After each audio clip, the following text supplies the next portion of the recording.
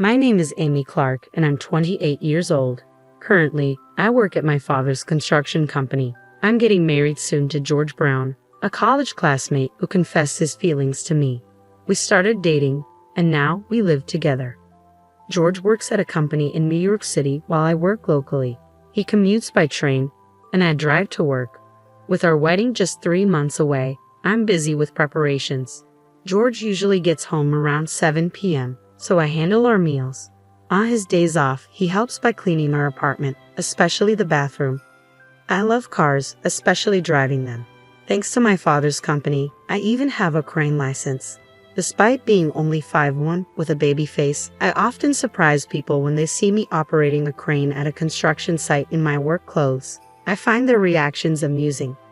One day, I was about to go shopping with my best friend, Megan Flynn. We've been best friends since elementary school and even went to the same college. She's a confidant with whom I can share anything. We planned to visit a newly opened outlet mall in the next state. It was a bit far, but we thought it would be a nice drive. I headed to the convenience store where we decided to meet. When I arrived, Megan was already there. "Sorry to keep you waiting. Have you been here long?" I asked. "No, I just got a coffee." "Want some?" Megan replied. Her coffee looked tasty, so I took her up on the offer. "Thanks. Could you grab one for me too? I'll set the navigation system." Happily obliging, Megan went back into the convenience store. As I set up the car's GPS, I accidentally pressed the history button. "Darn it, this touch panel is so sensitive," I muttered, trying to switch the screen back.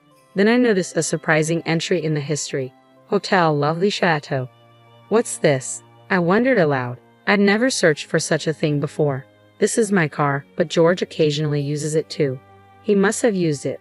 I didn't think much of it and continued setting my destination. Today, Megan and I were heading towards the outlet mall that just opened in the neighboring state.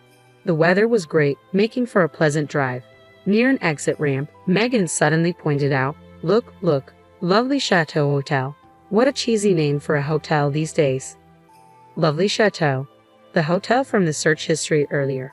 While driving, I couldn't take a good look, but there was indeed a big sign saying Lovely Chateau Hotel. We laughed together, but I couldn't help but feel a bit concerned because of its appearance in the search history. After finishing our shopping and dropping Megan home, I returned alone. Once I arrived, I checked the car navigation system again. Lovely Chateau Hotel. As I searched the name, it indeed showed the location near that exit ramp. It was definitely that hotel. It was undeniably one of those types of hotels. I couldn't help but wonder why George had searched for that hotel. Deciding to keep a close eye on George's activities, I installed a dash cam in my car. I discussed the idea of installing a dash cam with George. He agreed, saying, "Why not? A lot of people have them these days. It's good for safety too. But in return, you have to pay for it, Amy. It's your car after all." Although the car is in my name, George also uses it, so he ended up contributing a bit to the cost. The next day after work, I drove straight to the dealership and had a dash cam installed. It came with cameras facing the front and back, and one that recorded the interior of the car. The recording time is 5 hours, after which it overwrites previous footage. I also decided to add a GPS logger, which records the vehicle's movements via GPS. After George used the car, I checked the dash cam footage and GPS logger data. I mainly use the car for commuting, so George typically uses it on his days off. He always asks me for permission in advance. One weekend, George approached me. "Can I use the car this Saturday?" "Sure, but where are you going?" I asked. "I'm planning to go to the shopping mall you went to last week. A friend wants to check it out," he replied. "Who's this friend?" "Just a colleague from work. He lives pretty close by." "Is this friend a woman?" "No way. He's a buff guy, even bulkier than me." "All right then, bring me back a souvenir." "Gotcha, Amy. I bet you'd like something edible." "Yeah, I'd love something sweet." "All right, got it." The weekend came as planned. George left on Saturday and returned in the evening. I had been waiting for him to come back and use the excuse of having left something in the car to retrieve the memory card and the GPS logger. After George went to bed, I checked the data from the GPS logger and the memory card. The GPS logger showed he did go to the shopping mall, but it also revealed that he had taken a detour on the way back, exiting at an interchange. Upon enlarging the location, I saw it was the lovely Chateau Hotel. This seemed completely suspicious. Our wedding is next month, and now this. My fingers trembled as I operated the device. This was already a huge shock, but I composed myself and checked the memory card. I inserted it into the computer and played back the recorded content.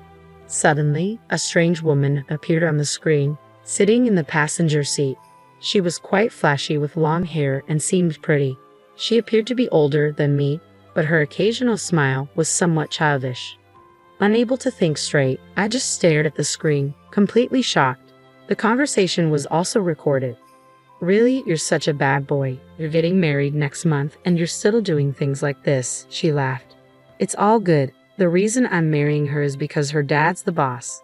He's a construction contractor, but he's loaded." George's voice resonated from the playback. "Oh, but once you're married, doesn't that mean we're over?" "No way. You're the real deal for me. I plan on divorcing her after a year or so. Of course, I'll make it look like she's the bad one, and I'll grab a hefty alimony and her parents' wealth. After that, I'll be with you." "A whole year?" Grace sounded disappointed. "No, we'll continue this relationship in the meantime. I can't bear to be away from you even for a day." "That makes me happy. I love you, George." "I love you too, Grace." I stopped the playback. I couldn't watch any further. George had been unfaithful, cheating, and he was marrying me just to take over my father's company. The proposal, the birthday we spent at the Seaview Hotel, everything was a farce. Why? Tears blurred my view of the computer screen. The next day, I told George I needed to prepare for the wedding and would be going back to my parents' home for a while. George replied without much thought, "Okay." Perhaps he was even pleased that I would be gone. I told my parents, "I feel a bit nervous and I want to stay with you guys for a bit. Please let me cool off." They seemed to think I was having pre-wedding jitters and welcomed me back happily. After a couple of days, I received a message from my best friend, Megan. I felt I could tell Megan the truth. I told Megan everything. She said, "Okay, I'll come over tonight. Let's drink until dawn." Despite her cute face, Megan had some boyish qualities, which I loved about her. I told my parents it was a last-minute bachelorette party.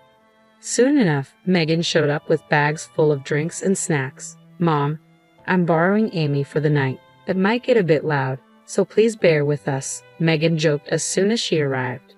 "Oh dear, I see you're all chatterboxes, but don't drink too much, okay? I made some stew, so take it and eat it," my mom said, thoughtfully preparing some snacks as well. "Wow, thank you. The wonderful smell earlier was the stew, wasn't it? I'll gratefully accept this.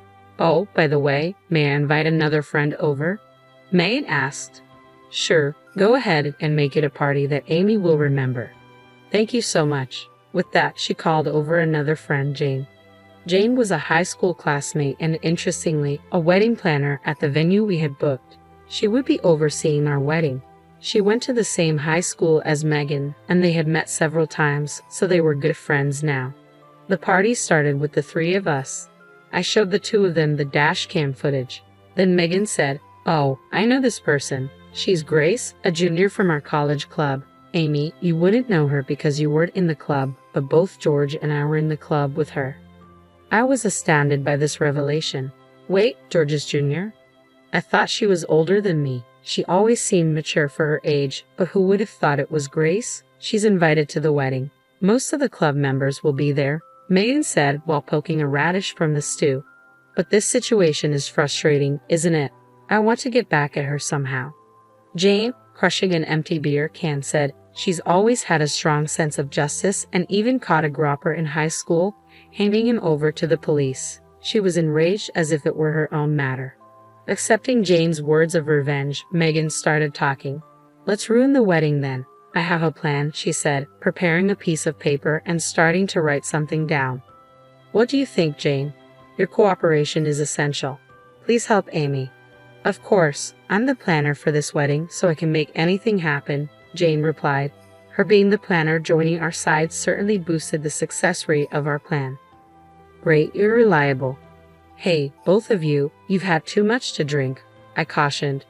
Thus, the plan was formed. I covered the two of them, who had fallen asleep from drinking too much, with blankets and whispered, "Thank you, Meg and Jane." Despite having had too much to drink myself, I felt a bit relieved. The next day, I returned to George's place. Several days after I got home, I put my first plan into action. While watching the recorded video, it was Megan who found it. One day after work, I decided to dine out. I met George at the station, drove him to the diner in my car, and we had a meal. When we got home, I let George out first and returned to the room after parking my car. Then I boldly went to the living room, deeply moved, and said, "George, to prepare something like this for me without even telling me, huh?"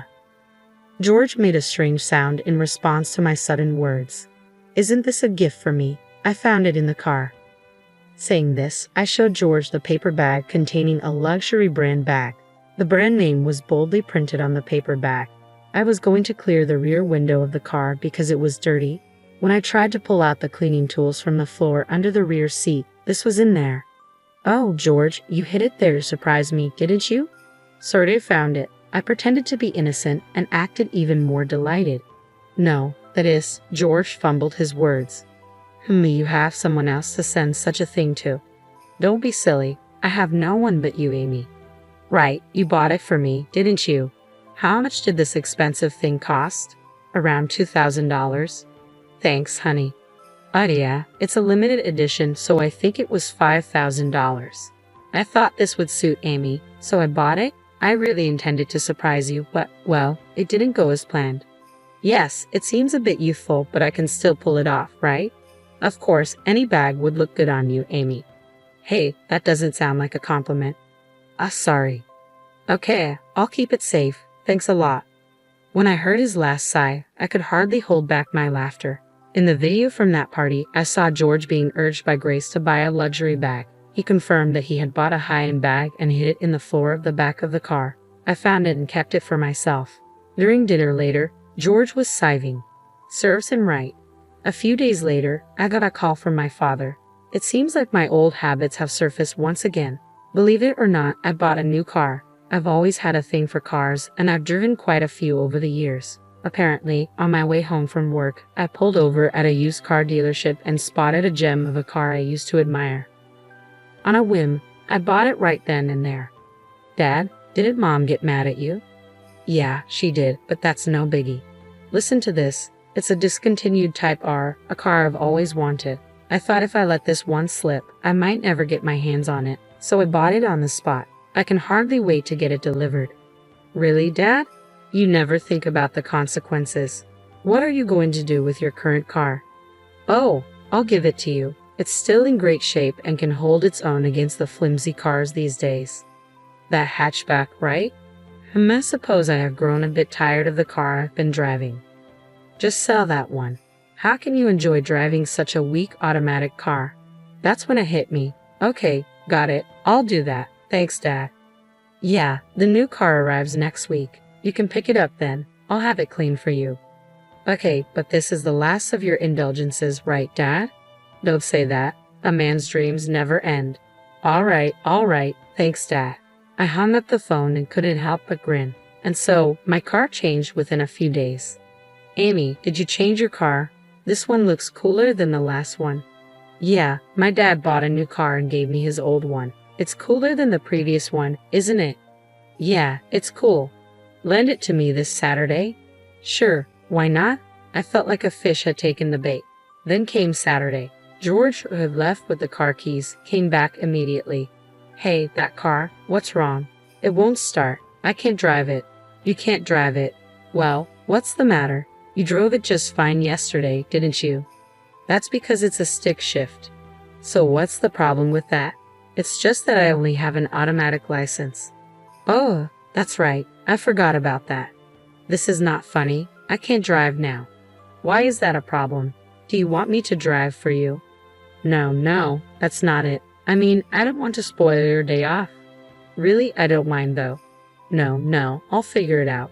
"All right then, safe travels." I knew very well he couldn't. Serves him right. The car I got from my father was a stick shift. There was no problem for me since I have a manual license. However, George only had an automatic license. He legally can't drive that car and probably wouldn't know how to drive it anyway. I had already figured out that he's been taking the car on weekly dates. Despite knowing that, I still switched cars. It's my car in my name, and I can do whatever I want with it. Serves him right. Then, with just 1 week to go until our wedding, I received a message and was summoned to a designated location. "Hello, my name is Amy," I greeted. "Oh, Amy, thank you for coming," the other party responded. "Not a problem. So, how did it go?"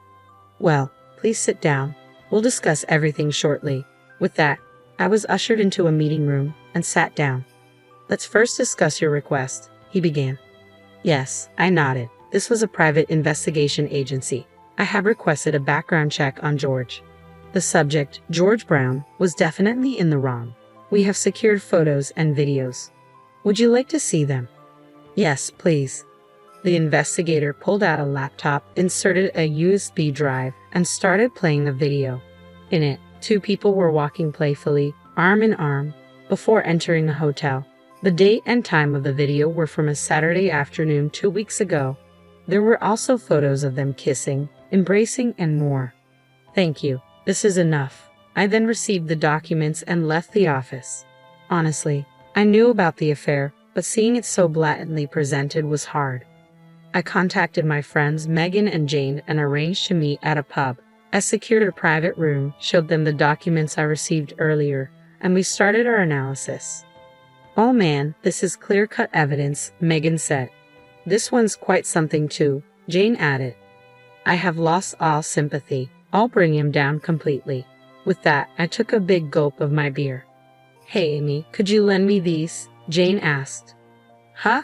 What for, Jane?" I was already planning to make a slideshow of the bride and groom, so it would be easy to include these. "Okay, all that's left is to get ready for the big day." With that, Megan raised her beer mug and gave me a toast. "To us. Let's give it our all." I was so touched that everyone was going all out for me that I felt like crying, but I held it back, and so the big day finally arrived. The day of the wedding was hectic, busy to say the least. Upon arriving at the wedding venue, I was immediately ushered into makeup, wardrobe, and other preparations. Regardless of my state of mind, everything moved along as planned. When I saw myself in the mirror donning the white wedding gown, I was brought to tears. Despite this being the very image I had once dreamed of, I never thought I'd be wearing it with this feeling. Noticing my tears, my mother gently said, "Oh dear, the bride shouldn't be crying already," as she wiped my tears away. "I'm sorry, Mother," but these weren't tears of joy. The ceremony ended, and the reception began. Just before making my entrance, I caught sight of Jane, who gave me a comforting smile. George was cheerful and smiling right from the start, while I could only manage an awkward smile. The reception proceeded without a hitch as planned. Then came the moment for the bride's farewell letter to her family. The hall darkened, and a spotlight fell only on me and my parents at the head table. I was handed a microphone, but instead of reading my letter, I turned to face the crowd and began to speak softly. "Everyone here today, thank you very much for joining us." Normally, at this point, I should be saying goodbye to my parents and expressing my gratitude for marrying the man I love, but a stunned silence swept through the crowd as I broke from tradition. Jane, off to the side of the stage, gave me an encouraging thumbs up. "The real bride is not me," I declared, causing an immediate stir among the guests. "The real bride is Grace Davis, a junior from George's college years. George has admitted that it's not me but her who he truly loves. I have evidence." After speaking, the spotlight shone on one person in the crowd, and there was Grace bathed in light. Lively music started playing, and a slideshow began. Images of them holding hands, kissing, and even entering a hotel were displayed one after another. Then the music stopped, and a video of their conversation played at a loud volume. The hall was in an uproar. "What's going on here? George, you owe us an explanation."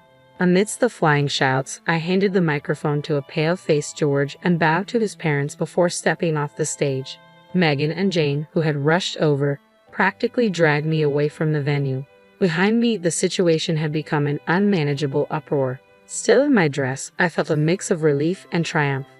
Jane led me to an unused green room where Megan brought my belongings and clothes. I quickly changed before leaving the wedding venue. Megan drove me home, and I was finally able to catch my breath. "We did it," she said. "Yeah, we sure did." Despite the commotion, I felt oddly exhilarated after spilling the beans at the wedding. I packed my bags and returned home. My parents scolded me when they got back, but since George was the cause of the issue, it wasn't too severe. My father took care of the aftermath. The wedding was almost over but was called off, so there were issues like returning the gifts. People understood the situation, so everything went smoothly without any significant problems. The one who had a hard time was George. His infidelity got exposed, and the wedding became a mess. As a result, his parents had to bear the entire cost. On top of that, George's boss was present, so the whole company found out about his affair. It was also discovered that George had been contacting Grace during work hours using the office email, leading to his demotion. He didn't lose his job, but the office atmosphere became unbearable, so he soon quit. As for Grace, she didn't end up with George. After causing all that commotion, it broke up. Since the engagement had been broken off after we had exchanged betrothal gifts, I asked George for compensation and other costs. George had used most of his savings on wedding preparations, so his parents had to step in and pay. Lacking any particular skills, George had trouble finding a new full-time job and ended up working part-time to pay back his debts. I also demanded compensation from Grace. With her bad reputation and being disowned by her parents, she had to pay the compensation herself. Without any savings, she borrowed money from shady loan sharks and now works in the nightlife industry to make those payments. It wasn't enough compared to the emotional pain I suffered, but well, it served them right. Thanks to my father's compassion, I was put on leave, and with my newfound free time, I decided to take a trip to Alaska. For some reason, people tend to head north in times like these. Jane had also resigned from the wedding venue, taking responsibility for her part in the commotion. Feeling a bit guilty, I invited her to join me on the trip to Alaska. With the damages I received from George, I covered the expenses. We used a ferry for a round trip as we went by car. On the return ferry, we hit it off with two guys who were bikers. We exchanged contact information and decided to meet up again in New York. The two guys who worked at the same company said they go on a road trip to Alaska on their motorcycles every year. When I got back to New York and told Megan about this, she got upset that I didn't invite her. So, it was decided that we would add one more person and organize a 3-on-3 mixer, including Jane. Even though a lot has happened, I've regained my spirit. Life throws curveballs, but I thought, well, such things happen. And with that, I decided to walk firmly towards the future.